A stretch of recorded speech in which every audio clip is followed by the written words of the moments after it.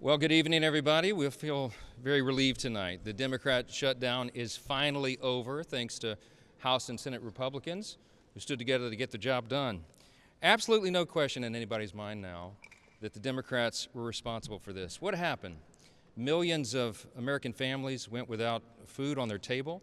You had millions of Americans stranded in airports with their flights canceled and delayed. You had troops and federal employees wondering where their next paycheck would come from.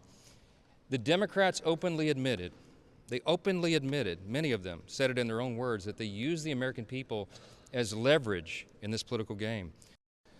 I want to say that all this was utterly pointless and foolish. This outcome was totally foreseeable. I said that this would be the outcome when all this began back in mid-September. They did it anyway. Democrats admitted that they used the people as leverage, and they got nothing for their selfish political stunt here. They didn't achieve anything with this at all. Now, I'm pleased that tonight on the CR we had 3 appropriations bills that we'll send over to the President's desk in just a short amount of time tonight to get signed into law. That's an innovation too. As you all know, it's been years since Congress actually did separate appropriations bills. I'm proud of that achievement, but I'm really sad that it took us so long to get here. It was so much pain that had to be endured to get to this point. Voters are going to remember which political party played games with their lives.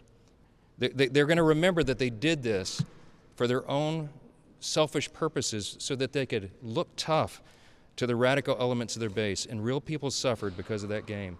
Thank y'all. We got the government open. Let's celebrate tonight.